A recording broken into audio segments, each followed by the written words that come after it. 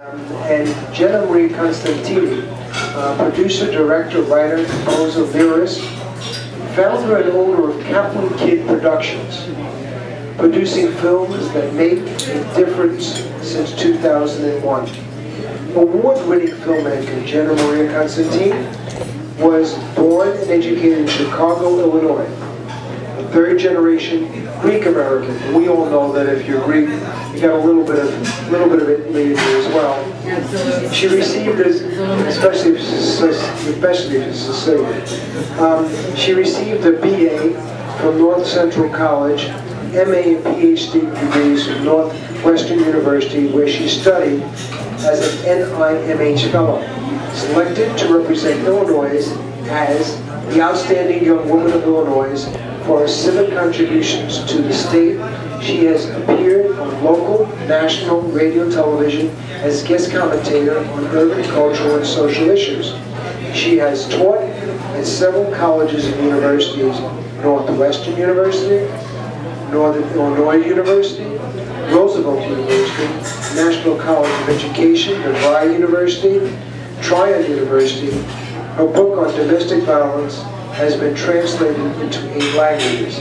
But tonight, she's here because she has produced an incredible film.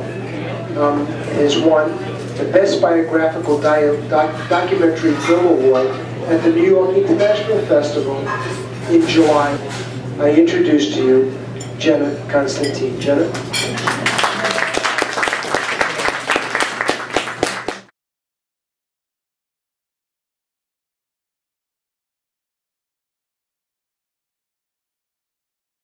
Buonasera. It's very wonderful to be with you here tonight. Some information about a new film called The Sicilian Odyssey, or the Ciaa Siciliana, which I am very, very personally proud of. Kaplan Kid Productions produces films that make a difference, and I wanted to make a difference with every film I make, but this one happens to be probably now the love of my life.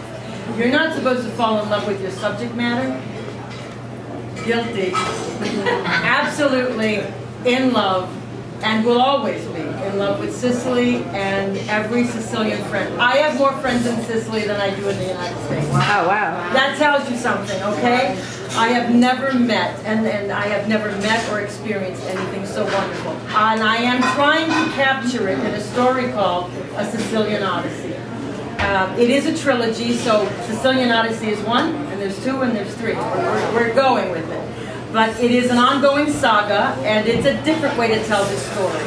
Yes, it is documentary information. You get to experience all 9 provinces of Sicily. I filmed in all 9 provinces. I filmed in all 4 seasons. That took a year. I started December 2007. I could bubble over about this forever and ever and ever, all right? And I hope it's infectious and contagious, because I love what we've done as a group, with everyone who helped in Sicily, with everyone who's a part of it in the United States, and the ongoing insanity that this thing is. But we're good with it. All 4 seasons, all 9 provinces. There wasn't a mayor or an official or a Sicilian or a government-involved person that didn't immediately give. I don't know how to stress this to you. If you've never been to Sicily, then you don't understand it. But if you have and you are Sicilian, then maybe you can understand this. They trusted, I don't know, my look in my face because I was Greco-Americana. I don't know what it was, but it worked. And they were there. Whatever was needed for the next shoot to happen, it just happened. Things materialized. It was a wonderful, wonderful experience. It's a 2-hour film. And I think what I would like to have you remember more than anything else I say tonight is Sicily is love. It absolutely is. I learned more about amicizia e amore, hospitalita. I learned more about those things in Sicily than I ever knew in my life. I'm completely irrationally in love with the place, and my migration doesn't matter as much. There are temples, and they are incredibly preserved. If you've never been to Sicily, buy a ticket. the temples, the ruins in Siragusa, in Agrigento, in Termina, in Segesta, there is in Selinunte. This is Selinunte. This is the beach on Selinunte.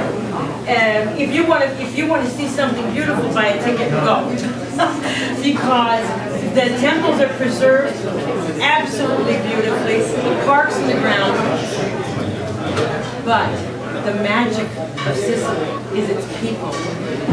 Is its people in every province, in every commune, in every village. Everywhere I turned, and I was, okay, I mean, I was a stranger, and by the time I left Sicily, there was a caravan of cars to say goodbye to me and people who had been with me. I've never experienced so much love in my life. I would like the world to experience that much love, which is why I wrote a love story to accompany this and weave through it, which we will continue to and through. Assertive, progressive voice in the city government in Bill de Blasio. This is not on the script, by the way. This is no, I'm not making it up. I'm just talking the truth. You know, Bill is a true champion. I don't know.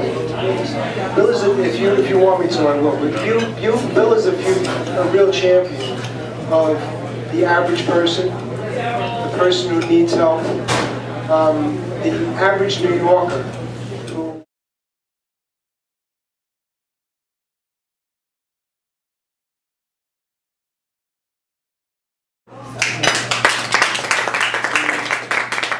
Joe mentioned the range of the people of our community over the years, and I have to say it's true. There have been all sorts of stereotypes of the values of the Italian-American people, which is a really, I think, an unfortunate discussion in a group of people that, depending on how you count, is between 15 and 25 million people in our country.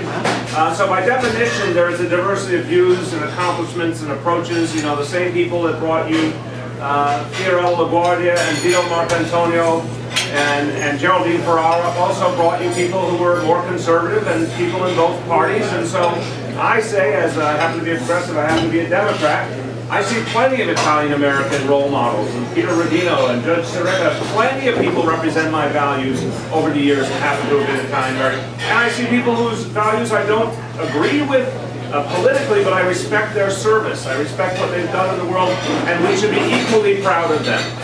And I'm over here at this table with a lot of fine people earlier. We have 2 children.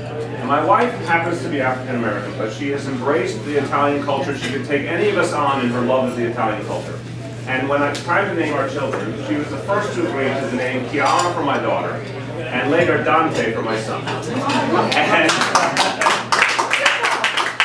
And my lifelong dream was to take them to my grandfather's town to sort of complete the circle.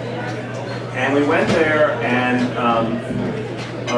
not a member of our family, but a friend of our family who knew my grandfather well, and took us around and showed us all the sights of the town and what it meant. And for my children to see it, I was reliving what I had experienced when I was 15, and it was so powerful. And then we went to Rome, and another part of our family still lives in Rome, part of the family that never emigrated here. And we went to dinner. It was Sunday night. In Rome. It was 3 generations of our Italian family and our 2 generations of our American family. And I felt in the middle of this dinner, and there was enough English spoken so everyone could understand each other, I felt like the link had been reestablished, and that whatever might have been lost in the immigration experience doesn't have to be lost. I felt like it could be uplifted and brought back, and everyone in this room is part of keeping that heritage alive. I want to thank you. I want you to know that in my work as public advocate, I am always here to support what you're doing because I believe in it. I think it's the best thing for the next generation too. So please keep doing what you're doing, and let's work together to make this change.